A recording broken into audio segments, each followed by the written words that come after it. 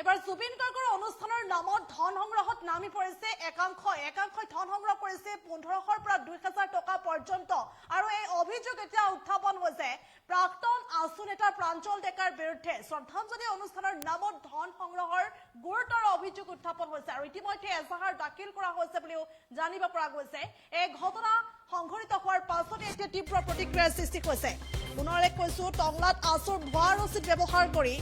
জুবিন গাৰ্গৰ অনুষ্ঠানৰ নামত ধন সংগ্ৰহ কৰিছে অৰ্থ সংগ্ৰহ কৰিছে সেই অভিযোগ এতিয়া উত্থাপন হৈছে প্ৰাক্তন আছু নেতা প্ৰাঞ্জল ডেকাৰ বিৰুদ্ধে পুনৰলে কৈছো প্ৰাক্তন আছু নেতা প্ৰাঞ্জল ডেকাৰ বিৰুদ্ধে গুৰুতৰ অভিযোগ উত্থাপন হৈছে জুবিন গাৰ্গৰ অনুষ্ঠানৰ নামত ধন সংগ্ৰহ কৰিছে আৰু 1500 টকাৰ পৰা 2000 টকা পৰ্যন্ত চান্দা তুলিছে এই অভিযোগ এতিয়া উত্থাপন হৈছে আৰু প্ৰাণৰ শিল্পী গৰাকীৰ নামত এইদৰে আছুৰ ভুৱা ৰচিদ ব্যৱহাৰ কৰি জুবিন গাৰ্গৰ নামত প্ৰাণৰ শিল্পী গৰাকীৰ নামত ধন সংগ্ৰহৰ ঘটনাই এতিয়া তীব্ৰ প্ৰতিক্ৰিয়াৰ সৃষ্টি কৰিছে টংলাত সংঘটিত হৈছে এই ঘটনা আৰু ওদালগুৰি জিলাৰ টংলাত এই ঘটনা সংঘটিত হৈছে বুলি জানিব পৰা গৈছে পুনৰলে কৈছো অসমৰ প্ৰাণৰ শিল্পী যুৱ প্ৰজন্মৰ হাৰ্টথ্ৰব জুবিন গাৰ্গৰ অনুষ্ঠানৰ নামত এতিয়া একাংশ ভুৱা ছাত্ৰ নেতাই এইদৰে ধন সংগ্ৰহত নামি পৰিছে আৰু এইবাৰ প্ৰাঞ্জল ডেকা প্ৰাক্তন আছু নেতাৰ বিৰুদ্ধে এই গুৰুতৰ অভিযোগ উত্থাপন হৈছে আৰু যি কাম কৰিলে প্ৰাক্তন আছু নেতা প্ৰাঞ্জল ডেকাই সেই কামেই ইতিমধ্যে প্ৰাণৰ শিল্পী গৰাকীক এক প্ৰকাৰ অপমান কৰিছে বা অপমান কৰা হৈছে আৰু এইদৰে আছুতে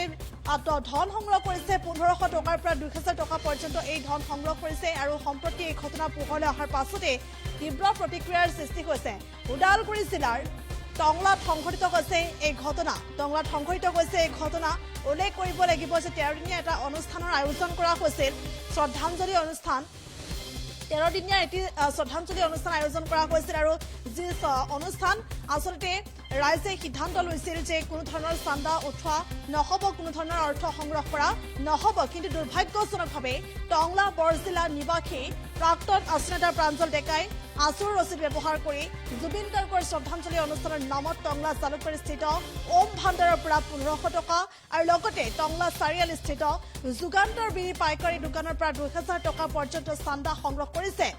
আৰু লগতে মেনেজাৰৰ টোকা বহীত লিখা থকা মোবাইল নম্বৰটো টংলা আঞ্চলিক ছাত্ৰ সন্থাৰ প্ৰাক্তন সভাপতি প্ৰাঞ্জল ডেকাৰে বুলি ইতিমধ্যে চিনাক্ত কৰা হৈছে আৰু এই ঘটনা সম্প্ৰতি পোহৰলৈ আহিছে আৰু এই পোহৰলৈ অহাৰ পাছতে এতিয়া তীব্ৰ প্ৰতিক্ৰিয়াৰ সৃষ্টি হৈছে আৰু ইতিমধ্যে টংলা আৰক্ষী থানাত এজাহাৰ দাখিল কৰিছে বুলিও জানিব পৰা গৈছে আৰু এইদৰে ধন সংগ্ৰহত নামি পৰিছে একাংশ লোকে একাংশ দুষ্ট চক্ৰই একাংশ ভুৱা ছাত্ৰ নেতাই এইদৰে ধন সংগ্ৰহত নামি পৰিছে আৰু এইবাৰ স্থান হৈছে টংলাত এই ঘটনা সংঘটিত হৈছে আৰু এই ঘটনাৰ পাছতে এতিয়া তীব্ৰ প্ৰতিক্ৰিয়াৰ সৃষ্টি হৈছে এই মুহূৰ্তত কিছু মন্তব্য আছে মন্তব্য আগবঢ়াইছে